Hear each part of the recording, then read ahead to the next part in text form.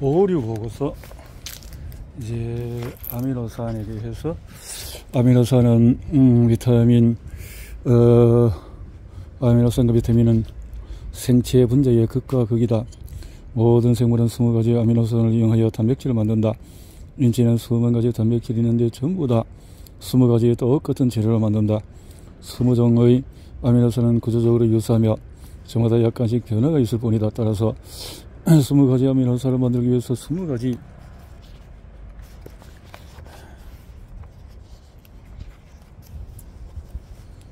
경로가 필요한 것은 아니다.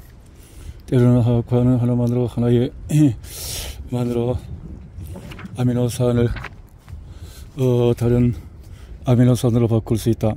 인체에서 비타민을 만들 때에 온갖 산전수전을 겪어야 하는 것과는 딴판이다. 게다가 아미노산은 쓰임새가 비타민보다도 훨씬 더 다양하다. 그런데도 우리는 몇 가지 아미노산을 직접 만들지 못하여 음식물을 통해서 섭취해야 한다. 20가지 아미노산 중에서 9가지가 필수 아미노산이라고 불리는 것은 우리가 그것에 대한 합성 능력을 잃었기 때문이다. 내가 잃었다고 말한 것은 진화적인 시간을 거슬러 올라가면 우리의 조상은 필수 아미노산의 일부 전류를 만들 수 있었기 때문이다. 세균, 고세균, 균류, 원생 동물 등 서로 무관한 온갖 미생물 종들은 20가지 아미노산을 합성할 수 있을 뿐만 아니라 DNA, 지질, 복합 탄수화물에 필요한 성분도 만들어낸다. 이 미생물들은 자급조적 능력이 어찌나 뛰어난지 포도당 같은 단순한 탄소 기반의 에너지원과 암모니아 형태의 유기질소 약간만 가지고도 이 묘기를 부린다. 모든 아미노산을 스스로 만들 수 있는 것은 미생물만이 아니다. 대부분의 식물은 아미노산 20가지를 전부 합성할 수 있다.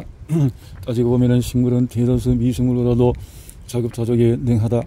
태양에너지를 이용하여 에너지원조차 스스로 합성할 수 있으니 말이다. 묘기질소가 함유된 균형 잡힌 토양만 있으면 많은 식물은 다른 영양소를 전혀 보충해 주지 않고도 살아갈 수 있다. 식물은 아무것도 먹지 않는다. 자신의 식량은 전부 몸속에서 만들어낸다. 놀라운 자급자족 능력 덕분에 식물은 다른 생물을 전혀 적어도 하루하루 단기적으로 필요하지 않는다.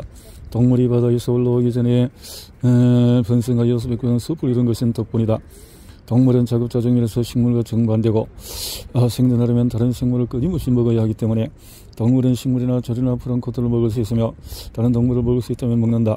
어느 쪽이든 동물은 다른 생물이 만든 유기 분자에서 모든 에너지를 얻어야 한다. 태양 에너지를 직접 변환하지 못하기 때문이다. 인간은 어차피 다른 생물을 먹어야 하기 때문에 약간 게을러졌다. 우리가 동식물을 먹는 것은 주로 에너지를 얻기 위해서이지만 그 속에 들어있는 단백질, 지방, 당, 심지어 비타민과 무기질까지도 등들어 섭취하게 된다. 말하자면 우리는 음식물을 먹을 때에 에너지만 얻는 것이 아니라 온갖 유기물질까지 얻는다. 그 덕분에 그 분자들을 스스로 끊임없이 만들 필요가 없어졌다. 이를테면 라이신이라는 아미노산을 식사 때마다 듬뿍 섭취할 수 있다면 무엇으로 직접 만드느라 에너지를 흡입하겠는가. 물론 동식물마다 아미노산의 양과 조합이 다르다. 라이신을 직접 만들지 않는다면 라이신이 풍부한 생선과 게를 먹고 사는 것은 무방하지만 베리류와 곤충만 먹으면 몸이 상한다. 이것은 영양소를 만드는 능력을 버린 대가다. 우리는 에너지 몇 칼로리를 아끼기 위해서 특정한 식단이나 생활 방식에 스스로를 올감했다. 이제는 바꾸려면 목숨을 걸어야 한다. 이것은 위험한 도박이다. 세상은 끊임없이 변하기 때문이다. 모든 지리적인 위치와 미소 환경은 저마다 나름의 격변과 흥망과 재앙을 겪었다. 생명에서 변하지 않는 유일한 것은 변한다는 사실이다. 인류의 진화에서는 이런 근시안적인 거리가 일어나고 또 일어났다. 인류는 20가지 아미노산 중에서 9가지의 합성 능력을 잃었다. 각각의 상징은 적어도 하나의 또는 그 이상의 돌연변이에서 비롯했다. 물론 돌연변이는 무작위로 일어난다. 돌연변이가 집단에 정착한 것은 순전한 우연에 의해서가 뚜렷한 이점이 있기 때문이다. 아미노산을 만들어 능력을 잃게 한 돌연변이는 아마도 우연의 산물이었을 것이다. 인간이 아미노산의 합성 능력을 잃은 대가는 만성병이나 치명적인 결핍증의 위험뿐이었으니 말이다. 그렇다면 이 돌연변이가 생기자마자 재빨리 도태되지 않는 이유는 뭘까? 그것은 비타민 C에서 보았듯이 우리의 시기가 상실을 보완했기 때문이다. 고기나 유제품을 적어도 이따금 먹으면 모든 필수 아미노산을 충분히 섭취할 수 있다. 그러나 식물 비지의 식단을 쌀 때는 주의를 기울여야 한다. 식물마다 20가지 아미노산의 비율이 다르기 때문이다. 따라서 채식주의자와 완전 채식주의자가 자신에게 필요한 모든 아미노산을 충분히 섭취하는 가장 좋은 방법은 골고루 먹는 것이다. 선진국에서는 완전 채식주의자가 9가지의 필수 아미노산을 전부 섭취하는 것이 힘들지 않다. 쌀과 콩을 한 끼만 먹어도 하루치 필요한 양을 모두 채울 수 있다. 단 쌀은 도전하지 말아야 하고 콩은 검은콩이나 팥, 강낭콩, 조링이어야 한다. 게다가 병아리 콩에는 9가지 필수 아미노산이 전부 듬뿍 들어있다. 신화를 비롯한 몇 가지 이른바 슈퍼푸드도 마찬가지다. 그러나 가난한 사람들은 특히 개발도상국에서는 식단을 다양하게 꾸리기가 쉽지 않다. 몇 가지 주요 곡물만으로 구성된 극히 단조로운 식단으로 살아가는 사람이 수십억 명에 이르는데 이 주요 곡물들은 필수 아미노산 특히 라이신이 충분히 들어있지 않은 경우가 많다. 중국의 어떤 마을에 가보면 가장 가난한 사람들은 쌀과 소량의 고기, 달걀, 두부 말고는 아무것도 먹지 못한다. 아프리카의 가장 가난한 지역에서는 극빈층의 식단이 거의 밀로만 이루어져 있으며 기근이 들면 이마저도 구하기 힘들다. 이런 사례에서 보듯이 개발도상국의 식단에서 가장 치명적인 문제가 단백질 결핍이라는 점은 놀라운 일이 아니다. 이 문제의 직접적인 원인은 인류가 특정 아미노산을 만들지 못한다는 것이다. 아미노산 결핍은 현대에 들어가서 문제가 된 것이 아니다. 산업화 이전의 인류는 툭하면 단백질과 아미노산 부전에 시달렸을 것이다. 물론 베머드 같은 대형 사냥감에는 단백질과 아미노산이 풍부하게 들어있었다. 그러나 냉장고가 없던 시절에 대형 사냥감을 먹고 산다는 것은 풍요와 기근을 번갈아 겪어야 한다는 뜻이었다. 가뭄, 산불, 태풍, 빙기가 닥치면 오랫동안 힘든 시기가 이어졌으며 굶주려 죽을 위험이 늘 도사리고 있었다. 게다가 인류는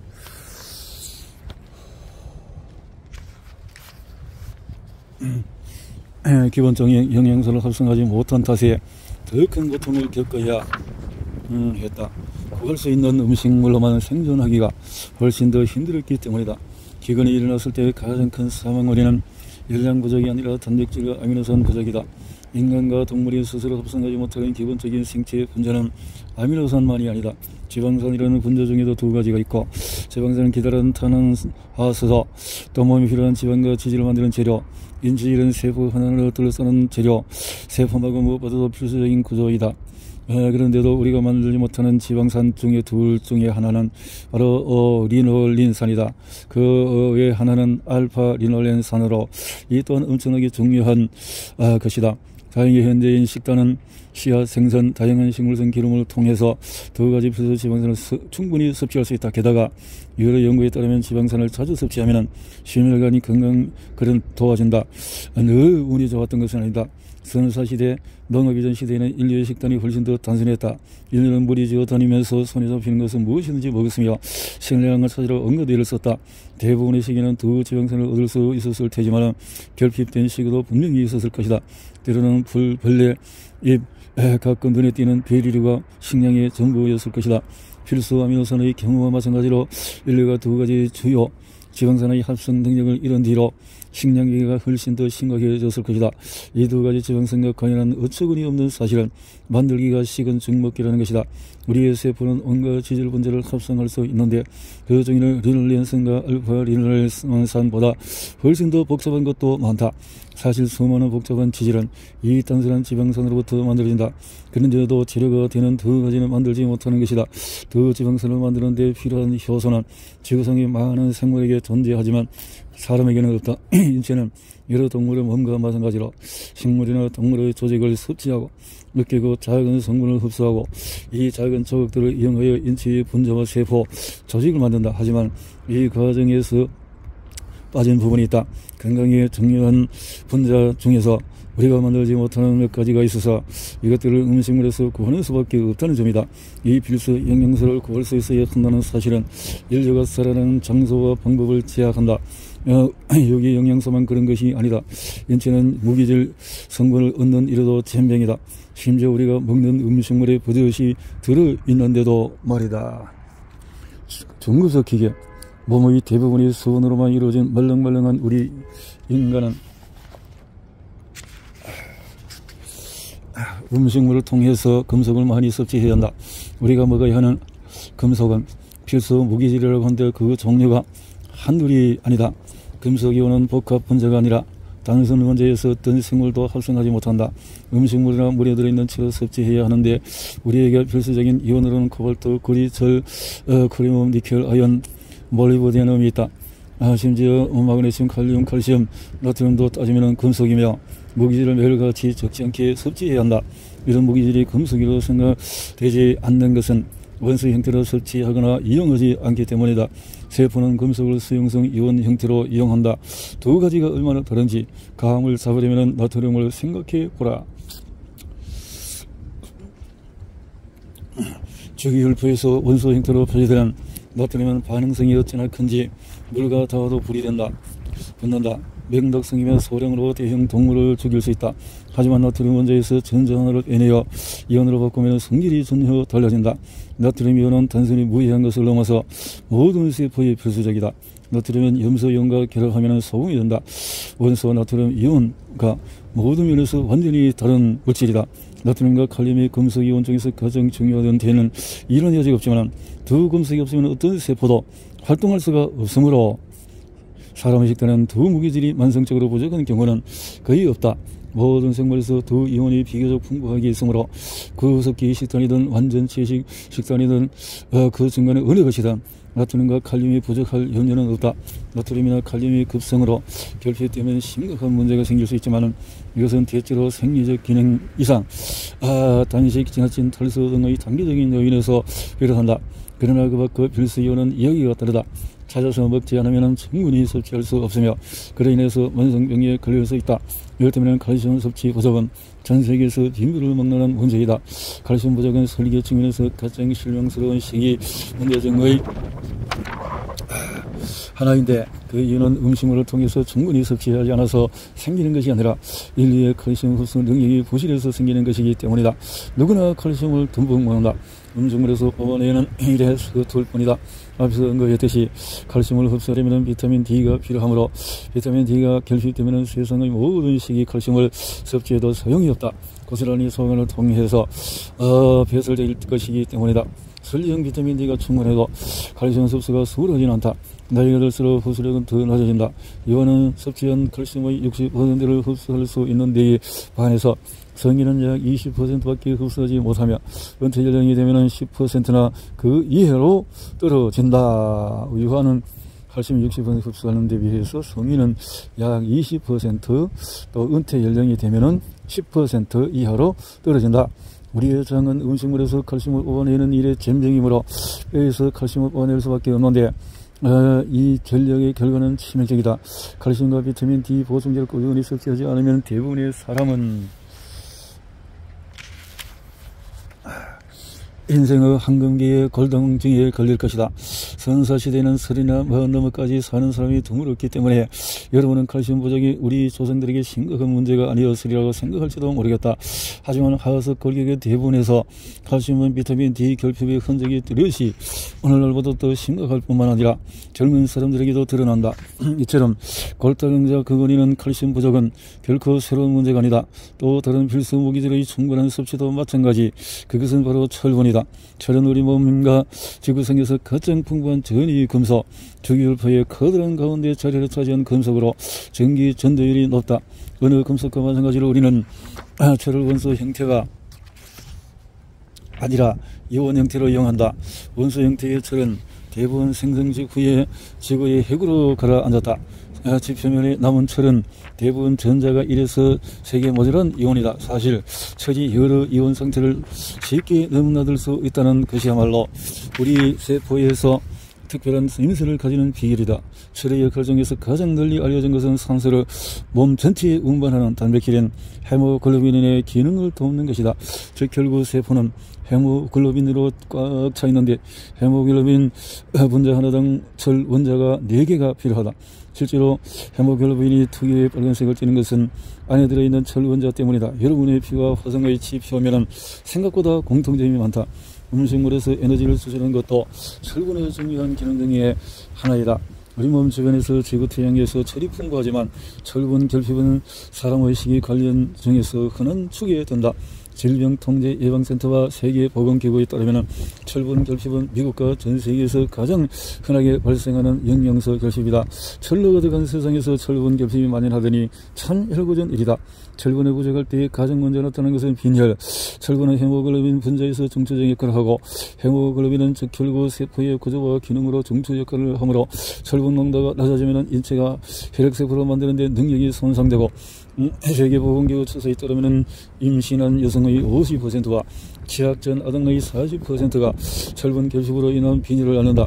최근 조사에서는 전 세계 인구 70억 명 중에서 20억 명이 적어도 약한 빈혈을 앓는다고 추정한다. 철분 결핍으로 인한 사망자는 해마다 수백만 명에 이른다. 다시 말하자면 신체의 문제는 대부분 부실한 설계 탓이다. 무엇보다도 사람의 위장관은 식물성 음식물에서 철분을 뽑아내는 일에 지독히 서툴다. 식물성 철분과 동물성 철분은 구조적으로 다르다. 동물의 철분은 대체로 혈액과 근육 조직에 들어있으며 쉽게 처리할 수 있다. 맛있는 스테이크 조각에서 철분을 뽑아내는 것은 식은 죽 먹기다. 그러나 식물의 철분은 단백질 복합체에 들어있는데 이것은 사람의 소화관으로 분해하기가 훨씬 힘들다. 그래서 위장관에 머물러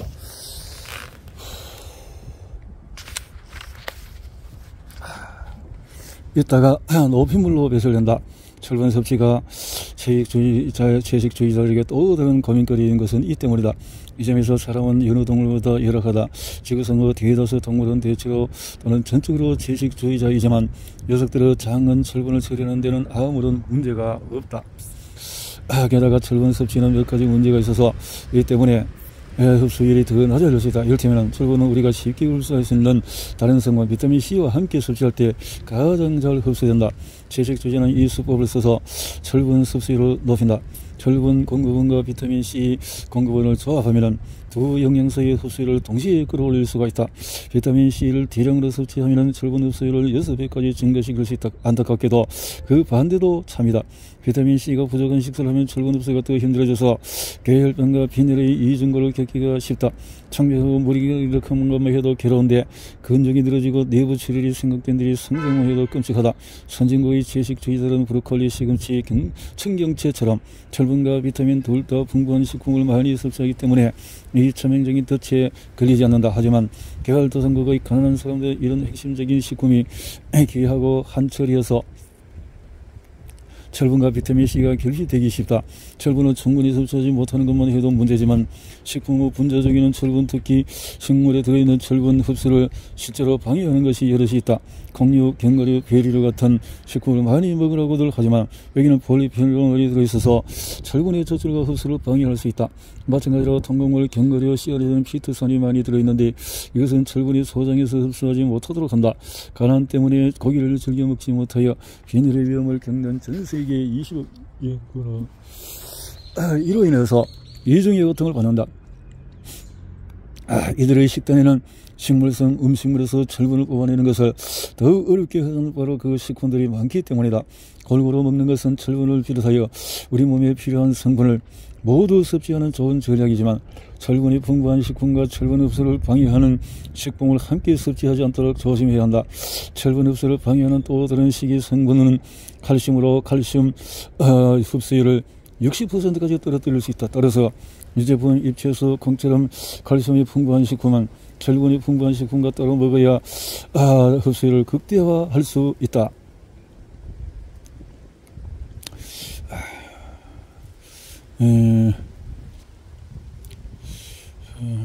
그렇다. 칼슘과 철분을 같이 먹으면 귀한 철분의 공급원이 식물성이라면 더더욱 유의해야 한다. 귀한 철분이 풍부한 식품을 먹으면서 거기에다가 칼슘이 풍부한 식품을 곁들였다면 헛수고를 하는 셈이다. 영양소를 정확히 섭취하려면 올바른 식품을 먹는 것만으로 되지 않는다. 올바른 식품을 올바르게 조합해서 먹어야 한다. 많은 사람들이 차라리 종합 비타민제를 선택하는 것은 놀랄 일이 아니다. 철분 결핍은 선사시대 인류의 식단이 현대의 식단보다도 훨씬 더 부실했다는 또 다른 증거이다. 초기 인류의 식단은 고기와 생선이 주식이었을 테지만 계절에 따라서 풍요와 귀걸이 순환되면서 공급량이 들쭉날쭉했으며 내륙에 살아서 고기만 먹고 산 집단은 단백질 구하기가 특히 힘들었다. 농업 이전에 구할 수 있었던 식용식물은 현재 우리에게 익숙한 식품과 전혀 달랐다. 과일은 작고 싱거웠으며 채소는 쓰고 푸석푸석이었다. 견과류는 딱딱하고 밋밋했으며 곡물은 단단하고 질겼다. 실선 것으로 철분 흡수율을 낮추는 식물이 철분을 공급하는 식물보다 흔했다. 요즘이야 채식주의 식단으로 철분을 충분히 섭취하는 것이 그다지 힘들지 않지만 석기 시대는 불가능에 가까웠다. 대다수 선사 고기 귀할 때 심각한 빈혈이 시달렸을 것이다. 이것은 농업 이전 인구 집단의 이동이 주로 해안선이나 물가를 따라서 이루어진 한 가지 이유이다.